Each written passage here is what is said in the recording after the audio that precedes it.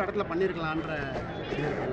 ஆமாண்ணா, அவருடைய போராட்ட வடிவம் என்பது நேற்று அவர் ஒரே ஒரு 10 நிமிட வீடியோ ஒரு பேராசிரியரை போல எளிமையாக பாமரருக்கும் புரியும்படி அவர் போட்ட காணொலியால் தான் இன்றைக்கி என்ன சொல்கிறாங்க, தேர்தல் ஆணையமே சர்வர் கிராஷ்ன்றாங்க. அத்தனை பேர் போய் தேர்தல் ஆணையத்தினுடைய இணையதளத்தை பார்த்துருக்குறாங்க.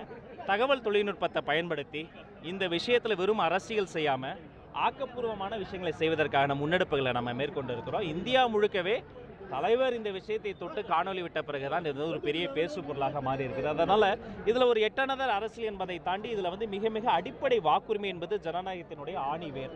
அதை பாதுகாப்பதற்காக அவரால் முடிந்த எல்லா விஷயத்தையும் அவர் ஆணைப்படி அவரின் ஆலோசனைப்படி தான் நாங்கள் செஞ்சுக்கிறோம். இப்போ 6.5 கோடி பேர் பாதிக்கப்படக்கூடிய ஒரு விஷயம்னு நேற்று வீடியோலையும் சொன்னாங்க, நீங்கள் மேடையிலையும் சொன்னீங்க.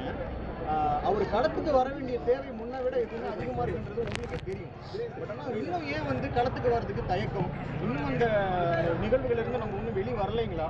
இல்லை இப்படியே இருந்தால் இன்னும் எவ்வளோ நாளைக்கு இது தொடங்கும்? ஏன்னா மக்களோட எதிர்பார்ப்பாகவும் இருக்குல்ல, தொண்டர்களோட எதிர்பார்ப்பாக இருக்குல்ல. இப்போ இங்கே கேட்குறப்ப யார் வர்றாங்கன்னு மக்கள் மத்தியிலும் ஒரு எதிர்பார்ப்பு இருக்குது. அது என்னைக்கு தான் அது உடைப்பீங்க அந்த ஐசர்? மதிப்பிற்குரிய அதிகாரி அர்ச்சனா பட்நாயக் அவர்கள் கிட்டத்தட்ட ஒரு ஆண்டுக்கு முன்பே கிட்டத்தட்ட 8 கோடி பேர் இருக்கக்கூடிய தமிழ்நாட்டில் 6 கோடியே 36 லட்சத்தி சொச்சம் பேர் தான் வாக்களிக்க போகிறாங்கன்னு டிக்ளேர் பண்ணாங்க.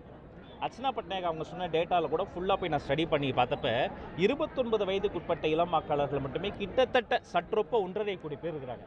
அப்போ இது முழுக்க இந்த களம் என்பது, இந்த டேட்டா என்பது புதிதாக வரக்கூடிய நியூ பிளேயர்ஸ், தமிழக வெற்றி கழகம் கூட நான் சொல்ல, டிவிக்குன்னு சொல்லலை, இந்த இளைஞர்களினுடைய அன்பை வெல்லக்கூடியவங்க நியூ பிளேயர்ஸ் தான் என்பது இந்த பொலிட்டிக்கல் டயோஸ்பரால் இருக்கக்கூடிய அந்த டெக்னிக்கல் விஷயங்களை அறிந்த அரசியல் விமர்சகர்கள் சொல்லக்கூடிய ஒரு விஷயம்.